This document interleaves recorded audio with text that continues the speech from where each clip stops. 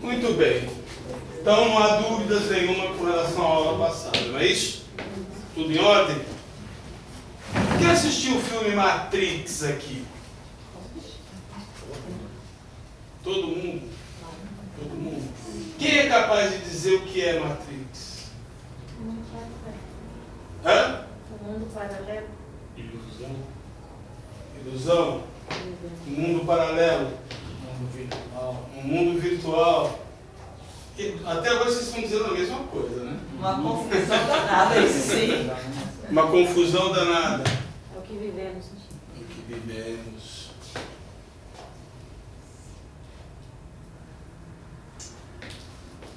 Vou contar uma história. Vou tentar desenhar aqui uma carruagem.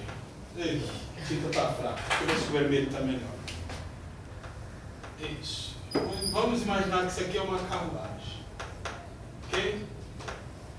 Aqui estão os cavalos. Não vou caprichar muito não, não é o meu forte. Tem que estar mais ou menos, né? Aqui tem outro. Tem uns cavalos. Aqui tem um cocheiro, não é isso? Quantas fotos? Isso. Aqui está segurando uma rédea e tal. Ah, não está na cabeça, não é aqui não. Aí, isso. E aqui está o barão lá, ó. Né? Chapeuzinho, fumando um cigarrinho. As outras. As rodas. Pronto. Pronto, tá perfeito, né? Ok, isso aqui é uma carruagem. Vamos dar para o gasto. Um certo Vivekananda, discípulo de Ramakrishna, ele usou a imagem da carruagem para definir o ser humano. Ele fez uma análise ontológica do ser e aí ele usou como exemplo a carruagem. Ele chamou os cavalos, primeiro ele chamou a carruagem de coxa, que seria mais ou menos corpo. Ele chamou os cavalos de endrias, que seriam os sentidos. Ele chamou o cocheiro de buddhi, que seria mais ou menos o intelecto. Intelecto.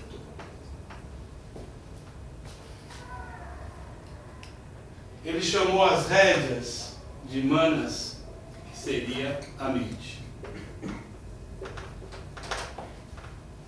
Ok? Aqui está, dentro do entendimento oriental, as duas instâncias que compõem o universo.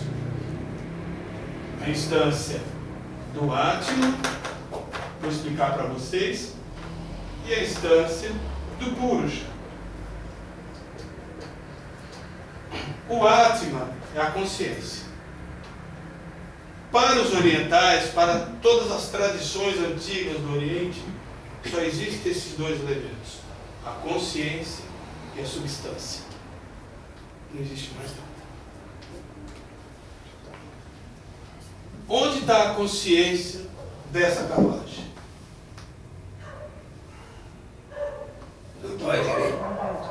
Aqui dentro. Esse aqui é o Atma. É esse barão aí que está falando cigarrinho. Esse é o Atma, essa é a consciência. O que é isso aqui? Isso aqui, todo o restante aqui, ó, a gente pode chamar de substância. Todo esse restante a gente pode chamar de Purusha. O que acontece conosco? Nós usamos esse intelecto, com esse intelecto nós desenvolvemos um ego, nós criamos uma identificação com esse cocheiro, nós estamos conectados com os cavalos que nos conduzem, que são os nossos sentidos. Esses cavalos, eles representam o que a gente vê, o que a gente sente, o que a gente prova, o que a gente ouve. Então a gente direciona esses cavalos de acordo com o prazer sempre buscando o prazer e fugindo da dor. Então a gente usa as rédeas, que é humanas, que é a nossa mente. A gente usa o intelecto para poder ter domínio sobre a mente, com o intelecto, e conduzir os nossos sentidos, ter uma gestão sobre os nossos sentidos. Mas isso é o que de fato acontece conosco? Quase nunca. Quase sempre esse cavalo está desinvestado, a gente não está segurando rédea nenhuma, nós estamos ao sabor dos nossos impulsos, das nossas inclinações, ao sabor do domínio da mente. A mente tem total domínio sobre a gente. Por quê? Porque nós não estamos segurando ela. Percebe? Nós estamos permitindo que a mente haja de acordo com as prerrogativas que ela traz. E quais são as prerrogativas da mente? Fugir do desconforto. Fugir daquilo que é chato, que é inadequado, daquilo que vai tirar ela de uma situação confortável. Então ela precisa o tempo todo de criar algum tipo de distração. Nós vivemos hoje no mundo a cultura da distração.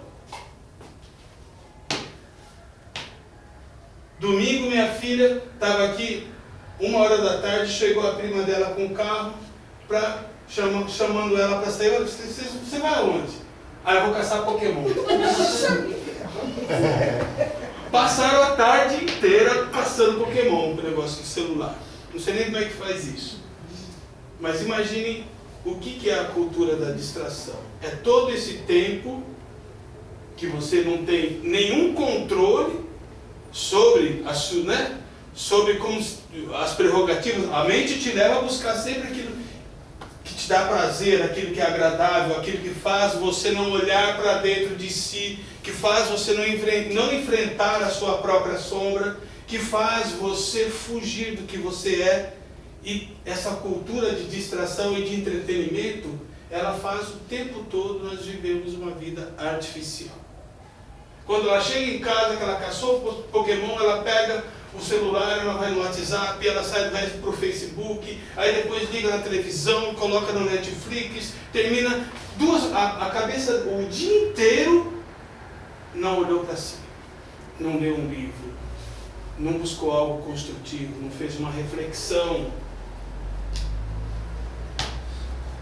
O dia inteiro esteve totalmente essa carruagem esteve totalmente desgovernada. A pessoa perdeu completamente a identificação com o que ela é. Ela acha que é isso aqui. Então tudo isso aqui, como eu estou explicando para vocês, é purja, é substância. Nós vivemos uma vida tão desgraçada que a gente está totalmente identificado com a substância. Nós estamos identificados com energia, identificados com informação, identificados com desejos, identificados com buscas, com necessidades que nós mesmos criamos e que nos impulsionam o tempo todo. Sabe por que vocês reencarnam?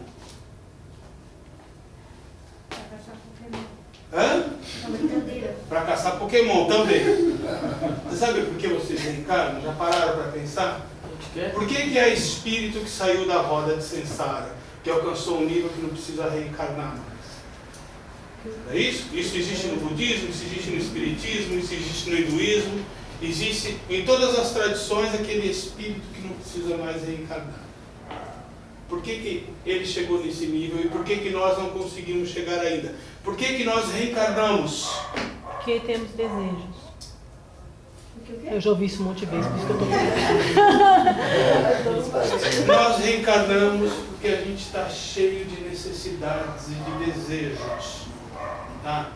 Você tem a necessidade de aprender, você tem a necessidade de se entender com aquelas pessoas, você tem a necessidade de corrigir o que você fez errado, você tem uma necessidade de se entender com aqueles que você prejudicou, você tem uma necessidade de sofrer, porque você fez muita gente sofrer, e as dores morais lá no inferno onde você foi parar eram terríveis. Então deixa eu voltar. Então é sempre uma necessidade movendo a gente.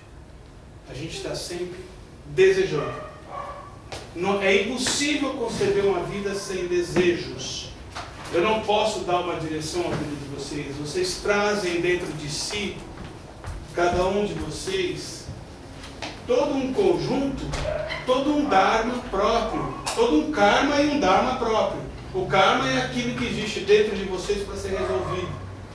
E o dharma é a missão, a tua missão. O que você vai fazer para resolver isso? Se você vai ser um engenheiro, se você vai ser um professor, se você vai ser um médico para curar pessoas, se você vai ser... não importa. Você tem que se entender com esse dharma.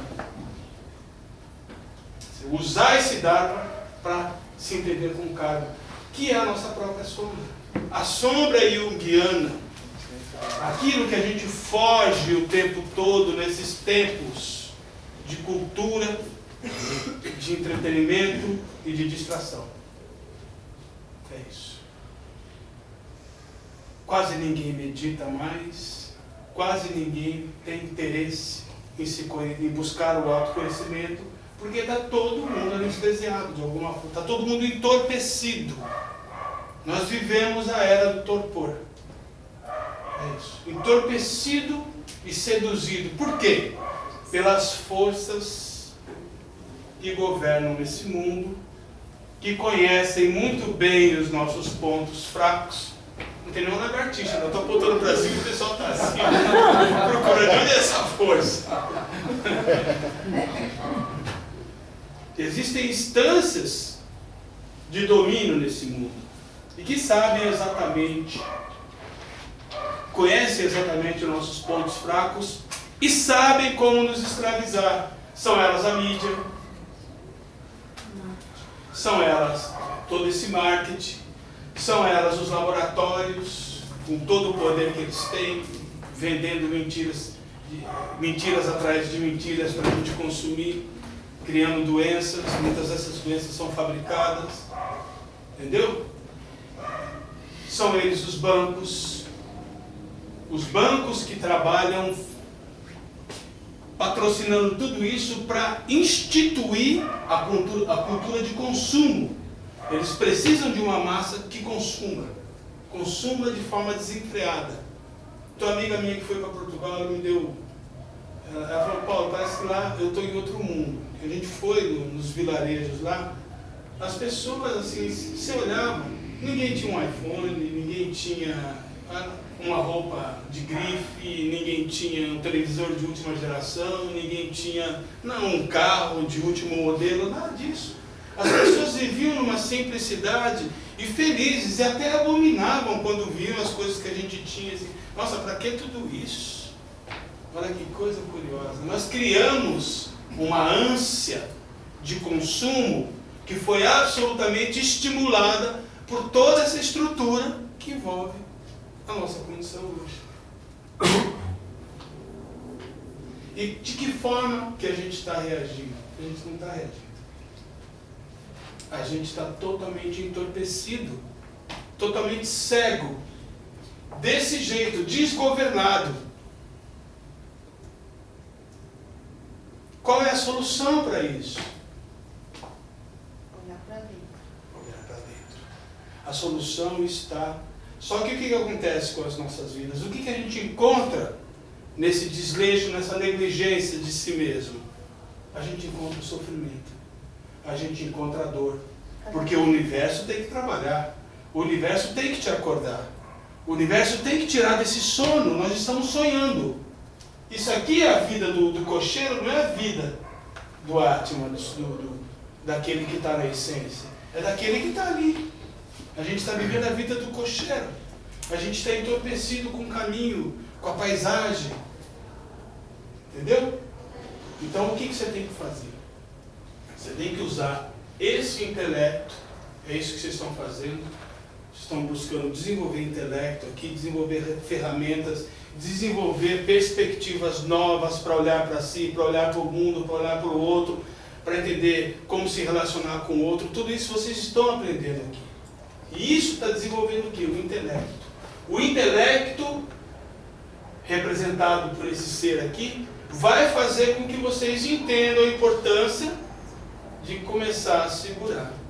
Por que Jesus falava que só a verdade pode libertar? Porque a verdade vem aqui, ó. Vem aqui atuando, trabalhando os seus novos conceitos. Então você, peraí, deixa eu segurar o tranco aqui. Aí você começa a acalmar. Você começa a tirar um pouco a importância, né?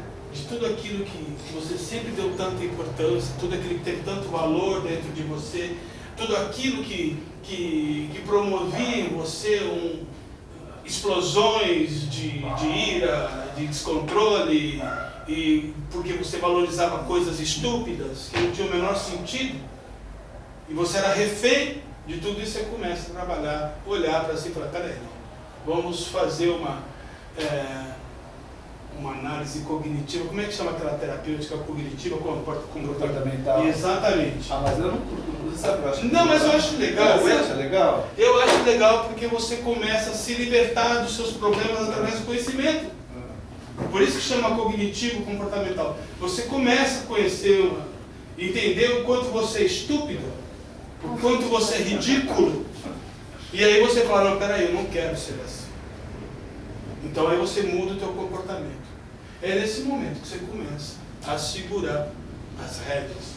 E aí as coisas já não vão te abalar, porque nós somos afetados pelo quê? Pelos sentidos. Diante dos sentidos, nós somos abalados, nós entramos, processamos as informações externas através dos nossos sentidos. E o que significa isso? Que nós não vamos processar essas informações mais de forma problemática. Porque hoje nós temos o intelecto. Hoje nós temos o entendimento do que queremos. Ok? Qual é o objetivo? O objetivo é tirar um pouco do poder da mente através do desenvolvimento do que? Da consciência. Da consciência do que você é. Você entender que você não é o cocheiro. Você entender que você é a consciência. Aquele que observa o que o cocheiro está fazendo. E ele está aqui, ele não atua em nada. A consciência, sim, ela não tem interesse pelo mundo. Ela não tem interesse pelas coisas que você está fazendo. Ela está só testemunhando.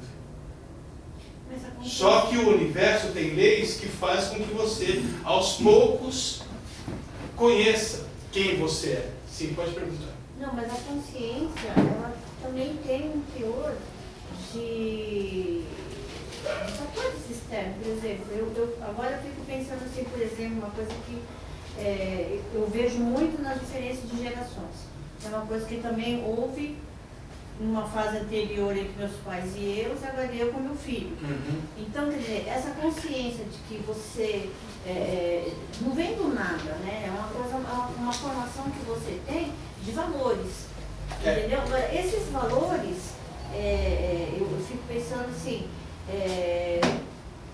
é muito complicado de você ter realmente aquela segurança de que aquilo que você, os seus valores, sabe, tem consistência, tem, sabe, uma coisa que vai te fazer com que essa carruagem realmente tenha sabe, uma coisa, uma direção certa, entendeu? Estou te entendendo. Uma direção segura. Olha só, o cara está falando de segurança. E aí ela fala de tradições, fala de valores, fala de conceitos. Inclusive de evolução humana também. É assim que a gente vive a vida. A gente vive agarrado a coisas que nos dão segurança. Em torno dessas coisas que nos dão segurança, nós criamos um software interno, um software de crenças, de valores, que acabam se transformando naquilo que nós chamamos de caráter. Cada um tem um caráter. Vocês têm um caráter, sua geração anterior tinha outra, a geração futura terá outra. Por quê? Porque cada um tem um conjunto de valores e de crenças dentro de si. Valores e crenças são transitórios, verdades úteis e transitórias, que se renovam, que mudam de acordo com circunstâncias, com a evolução. Consciência não. Isso não é consciência. Isso é a vida do ego. Isso é a vida do personagem. Isso é a tua vida, que não é você. Você não é a Sueli. A Sueli é uma experiência tua. Você é a consciência que observa a Sueli. Tanto é que você reconhece a Sueli. Mas você é essa consciência. E essa consciência é aquilo que Jesus dizia. o espírito está pronto. Mas a carne é fraca. A carne é a sueli. A carne é o ego. A carne, ela é feita de valores, de conceitos, de regras, de crenças, de estatutos, de uma série de procedimentos das quais ela se agarra para ser aquilo. Ela não compreende ainda que aquilo é apenas a experiência. Ela está identificada com a experiência, acreditando que ela é purusha, que ela é a substância. Ela não é a substância. Ela é a consciência. Ela é o Atma. Mas para buscar o Atma, o que vocês acham que é o estado de graça? Quando a pessoa entra no estado de graça. Quando a pessoa entra no estado de Samadhi, de Satori, deem o nome que vocês quiserem, de Fana, no sufismo se chama de Fana, Nirvana no budismo, estado de graça na religião católica, daquelas freiras que entram no estado de graça. O que é isso? É quando você perde totalmente a identificação com o que você imaginava que era você, e você começa a compreender que você não é aquilo, e você começa a compreender que você faz parte do todo, que todos nós somos uma coisa só. Percebe? E dentro dessa estabilidade, dessa paz, dessa plenitude, desse estado de realização que você acessa, e é muito comum que as pessoas acessem isso está acontecendo no mundo, a graça está sendo derramada, pessoas estão retratando cada vez mais esse tipo de experiência. Jesus já havia previsto isso. Jesus havia dito que onde dois estiverem no quarto dormindo, um será tirado, o outro será deixado. Onde duas estiverem trabalhando na moeda, uma será tirada, a outra será deixada. Por quê? O que acontece? Eu posso conviver com o Danilo, eu me iluminar e ele não. Entendeu? Então isso está acontecendo no mundo. Essa iluminação é um conhecimento, é uma experiência de você, da tua plenitude, do que você é real, do seu ser real. Pode perguntar. Quando a pessoa entra em estado de graça, ela entra e fica para sempre, ou ela entra e volta? Para a pessoa ficar para sempre, ela tem que ter... O que é o estado de graça? Gente, o que é essa coisa de estar para frente? A maioria das pessoas entram nesse estado, ficam um dia, dois e voltam para a escravidão da mente e se sentem absolutamente frustradas porque perderam aquilo que experimentaram. Não conseguem voltar até aquilo de novo. E aí passam uma vida inteira de buscas, estudando, tentando alcançar isso de novo. É o meu caso. Eu tive isso com 21 anos. O meu durou 6 meses. Então, desde dos meus 21 anos que eu vivo estudando e buscando uma série de coisas. Hoje eu tenho uma compreensão disso. Há pessoas que... O meu caso é muito parecido com... Vocês leram o livro do Eckhart Tolle? O Poder do Agora? Aquilo aconteceu mais ou menos a mesma coisa que aconteceu com ele. Ele tinha 29. Era uma pessoa absolutamente depressiva, assustada, cheia de problemas e angústias. Sabe, já tinha tentado se suicidar e de repente entrou num estado de graça. Num estado de absoluto silêncio, de êxtase total, e olhava para o mundo com absoluto interesse, como Jesus mesmo. Jesus ele entrou em estado de graça no momento da transfiguração. Foi naquele momento que ele entrou no estado de graça. Foi ali. Porque, se vocês lerem as Escrituras, dali em diante, Jesus é outro. Ele não quer mudar ninguém, não quer ensinar mais nada, não tem mais interesse pelo mundo.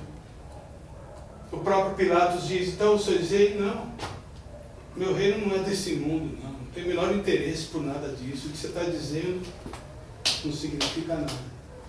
E ele seguiu, por quê? Porque ele ia passar pelo maior sofrimento que pode ser imposto a um homem.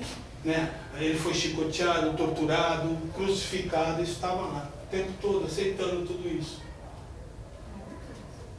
Só que até para Jesus, esse estado transitório acaba e ele volta para a mente. Na hora que ele volta para a mente, ele diz o quê? Pai, por que me abandonaste? Então é isso que significa essa frase. Essa frase é a perda da conexão que ele tinha plena com o Pai. O que é o Pai? O Pai é Ele mesmo. O Pai é o Self. O Pai é essa instância que está aqui. Esse é o Pai. É o Atman. É a verdade, é a realização. É aquilo que a gente busca sem saber. Entendeu? Essa é a pergunta, o que é Matrix. Matrix é todo o resto. Entendeu? Aqui, Matrix é só o Purusha. É esse mundo que a gente criou uma identificação tão profunda que a gente acredita que é o Fábio, que é a Sueli, que é o Danilo, que é outro Fábio, que é o João. A gente acredita piamente que é isso. E a gente está tão agarrado nessa crença, tão preso à experiência, tão cheio de coisas para resolver desse personagem, que a gente fica indo e voltando, indo e voltando, indo e voltando, buscando uma forma de alcançar. Só que você resolve algumas coisas e se compromete com outras. E as que você se comprometeu, você tem que voltar. Você entendeu? Até que você consiga entender a dinâmica do universo, até que você consiga entender a não se afetar mais com as coisas, a força que tem o perdão, a força que tem... enfim, quando você começa a entender a lógica do universo, aí você começa a perder o interesse. Você começa a exercer aquilo que eles chamam de renúncia, de desapego, que já são os estágios, as virtudes mais avançadas que existem na essência humana, são essas. Serenidade, o desapego. Quando você está nesse estágio de não dar mais importância para a roupa, para o carro, para a casa, para a comida, para nada. Você vive conduzido, né, pelas circunstâncias. Só que você tem um estado de paz, um estado de luz. E o universo, assim como ele trata dos passarinhos, dos lírios do campo, que não deixa ninguém sofrer nada, vai tratar de você também. E você não percebe, porque nunca te falta nada, você sempre recebe um amparo. Estou falando demais hoje, né, gente? Quem tem perguntas? Só para fazer uma pausa. Você vê alguma dessas pessoas que se libertaram tudo nesses moradores de rua? Eu já vi pessoas passarem por essa experiência, sim. Mas são experiências que não duram. Eu vou te dar um exemplo. Ninguém entende aquela passagem das 10 virgens do Evangelho. Vocês já viram essa passagem? Quem aqui já leu? Vocês não leem nada, né, gente? Que vergonha. Não leram o Evangelho de Jesus. Jesus contou a parábola das 10 virgens. Nem os homens se interessaram por isso. Que coisa absurda. Depois eu que tenho flor, né? Homem não se interessa, a mulher está até aqui. Depois eu que sou florido aqui, né, seu? As 10 virgens é o seguinte: 10 virgens saíram, cada uma com a sua lâmpada acesa, ao encontro do noivo. Naquela região o cara tinha direito a 10 virgens, olha que maravilha. Em direção ao noivo. E elas chegaram num determinado lugar e o noivo estava demorando. E a lâmpada de algumas delas, das virgens mais tolas e mais desleixadas, acabou apagando e elas não tinham o azeite para colocar, para reacender as lâmpadas. Muito bem, elas pediram um pouco do azeite, porque o noivo já estava chegando, ela já sentiu a presença do noivo. Me dá um pouco do teu... Não posso te dar um azeite. Isso aqui é o suficiente para mim, eu não tenho culpa que vocês o trouxeram. Vai comprar em algum lugar e voltem aqui. Saíram as 5 todas para comprar o azeite. Quando elas voltaram, a porta já estava fechada, já estava acontecendo um banquete de núpcias lá dentro. Elas bateram, o noivo abriu, disse: pois não, nós viemos para o banquete, eu não as conheço. Fechou a porta na cara delas. E achou e rangeu de dentes. O que é isso? Todos nós temos essa lâmpada. Todos nós temos essa luz dentro da gente. Em alguns casos, nós vamos nos encontrar com esse noivo. Todos nós somos virgens aqui, tá? Em alguns casos, nós vamos encontrar com esse noivo. Só que nós não vamos ter o azeite para permanecer. Por que as outras tinham azeite para permanecer? Porque as outras já tinham domínio. pleno sobre a mente. A mente já não tinha tanta força assim, porque a mente é o maior obstáculo para a gente ficar no estado permanente. A mente é que arrasta a gente de volta para o seu cárcere. Percebe isso? Então é isso. Alguns vão ter esse estalo, é o despertar da Kundalini, que a gente chama no yoga, né? A Kundalini sobe, bate lá na Shiva, encontra com Shakti, aí você se sente iluminado assim, então você entra no estado de êxtase e daqui a pouco passa, você volta a ser aquele mesmo cara, preso nas suas angústias, refém dos seus desejos, né? Com todas as suas demandas internas, preso, né? Numa série de conceitos, regras e valores que você entende que sejam, né, os valores verdadeiros da existência, e só guarda uma ligeira lembrança daquilo que você viveu. Puxa vida, eu tive uma sensação de plenitude, de paz, de grandeza, e aí começa aquela ansiedade de você buscar aquilo. Então essas pessoas que não conseguem se manter são pessoas que não, são as virgens que não têm o azeite para manter essa luz acesa. E tem aquele instante e voltam para a escuridão de novo, para as trevas externas. Não podem permanecer dentro desse banquete, por quê? Porque não tem as vestes nupciais. O que são as vestes nupciais? É o nosso perispírito. É isso.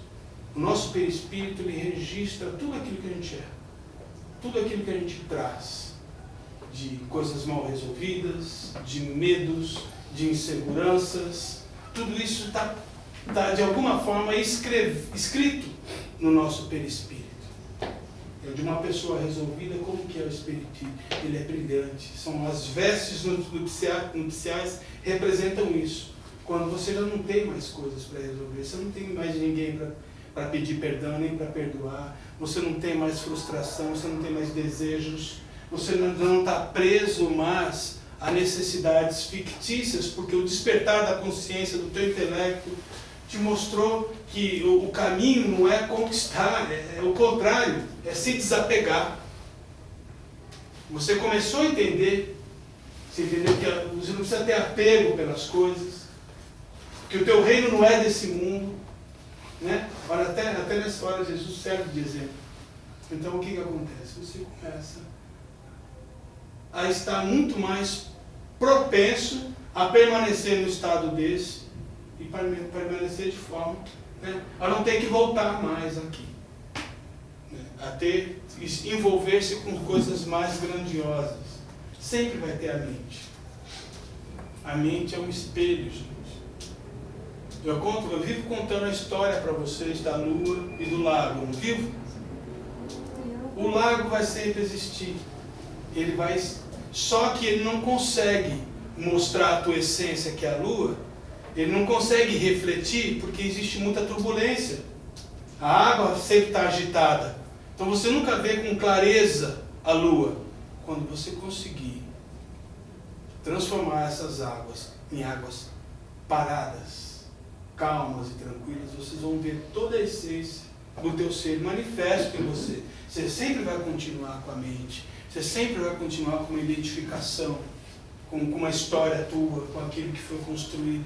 Essa individualidade você não perde nunca, existe sempre uma parte sua sendo projetada, mas o que é projetado é a tua essência. E a essência que é o passageiro aqui, ó, vamos tirar esse cigarro dele. Coitado. Dizer que a mente fuma é complicado. que a consciência fuma é complicado, né? Ok? Estou falando para vocês, talvez para muitos aqui, de uma visão nova da realidade. Por quê? Porque nós fomos educados, desde que nascemos, por uma visão cartesiana, por uma visão mística religiosa,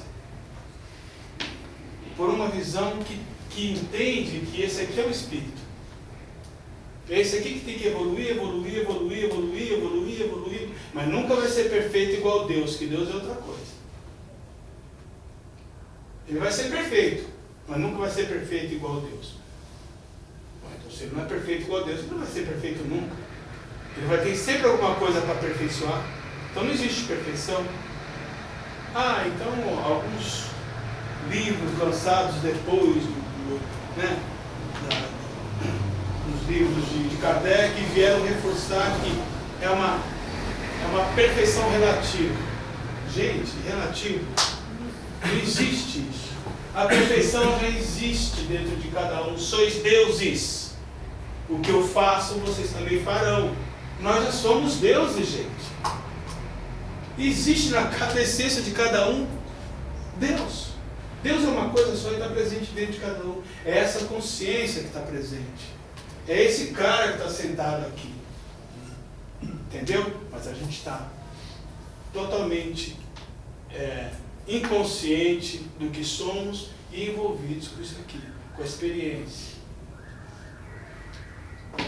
Seria errado dizer que estamos fora da carruagem? Seria errado dizer que nós somos a carruagem. Nós não somos. A carruagem é uma experiência acontecendo com a qual nós estamos identificados. Por exemplo, essa é a encarnação nossa, atual. O que reencarna, reencarna, vai lá para os quintos dos infernos, no lugar lá, depois vai para o vale do suicídio, depois sobe, né, vai lá para o nosso lar, depois desce de novo, afunda. É o erro. Para o pensamento dessa nova visão, dessa nova abordagem, o que está preso dentro de toda a dinâmica que existe no astral, que é uma dinâmica mental, é o ego. E a gente, consciência, fica olhando lá, esperando ele se livrar de todo aquele embrólio que ele criou. É isso. O espírito fica lá. A gente chama de espírito isso aqui. O espírito fica lá esperando aquela coisa se realizar.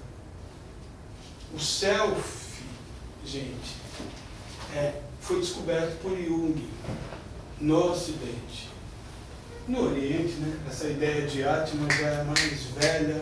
Isso está nos Vedas, isso está nos Upanishads, isso está presente em todas as escrituras antigas.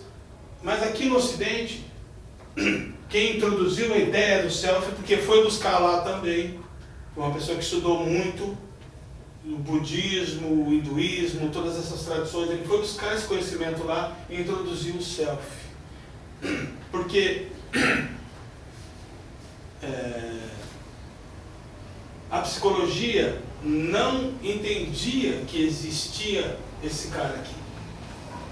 Ela existia o ego, o superego.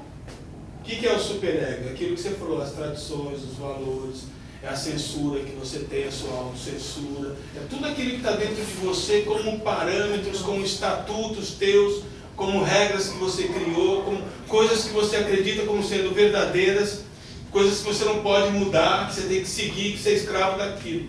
Então você pisa um pouco fora da curva, vem o superego e traz você de volta. Não vai lá. Tem que, né? É o tem que, né? Você segue, arrisca aquilo lá. Esse é o superego. E tem o id. O id é aquilo que existe na nossa sombra, no nosso inconsciente. É aquilo que a gente traz dentro da gente que desconhece. Mas é o que atua muito mais fortemente dentro da gente. Porque o id é todo o acervo de experiências vividas nessas e em outras vidas, todas as coisas mal resolvidas, todas as informações e energias de eventos traumáticos, complicados, de coisas que estão no inconsciente, estão lá, comprimidas, você entendeu? Esperando ressonância adequada na sua experiência externa para se manifestar. É assim que funciona.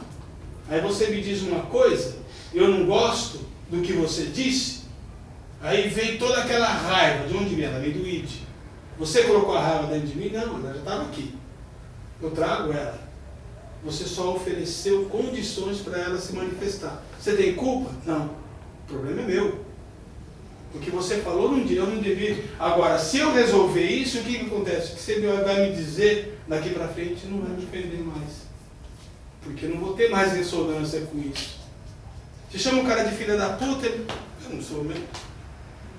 O cara pode me chamar à vontade. Agora se a mãe do cara for uma puta, chama ele de filho da puta. Vê o que acontece. Ele voa no teu pescoço. Ele voa se a mãe dele tinha uma vida assim, duvidosa. Mesmo se não tinha. Hã? Mesmo se não tinha, quando fala com a mãe. Não, estou dando um exemplo grosseiro, baixo, ralo, para dizer que é assim que funciona. Então a gente traz dentro de si questões mal resolvidas e a nossa experiência só faz com que essas coisas venham à tona. Essas coisas são o quê? São o nosso mente. E a gente, parece que é coisa do cérebro reptiliano mesmo, é coisa de instinto, você não controla. Você vai falar O da único meditação? cérebro que você não consegue controlar é o reptiliano, porque ele é extremamente agressivo, incontrolável. Então, uma oportunidade dessa é, na verdade, um evento fantástico para você como ser, porque você pode reviver algo que estava aí guardado. Aí, Exatamente. então, a pessoa que te ofende, ela Tá está te fazendo um ajudando. favor. É difícil entender isso, que as pessoas que convivem com você, as pessoas que são objeto de desconforto para você, essas pessoas estão te fazendo um bem. E é por isso que o universo as coloca na tua vida. Por isso que o universo as coloca na tua vida. Por isso que você vai parar naquele lugar, trabalhando com aquele patrão, com aquela pessoa, você arruma aquele cunhado desgraçado, você casa com aquela pessoa, você vai ser vizinho daquele cara que o comportamento dele trabalha intensivamente os seus instintos mais primitivos e aquilo aflora justamente o vizinho, só que o cara do lado dele, super amigo dele, não tem problema nenhum. O problema é você com ele. Você fala, não, é comigo isso. É lógico que é com você. É sempre com você, nunca é com o outro. A gente tenta procurar fazer aquela afirmação sartreana, né? O inferno são os outros. Não, o inferno é você. O inferno está dentro de você. Entendeu? Nós vamos fazer eu vou encerrar agora a gravação, nós vamos fazer uma prática de meditação. Tá bom? Vamos ver se dá tempo?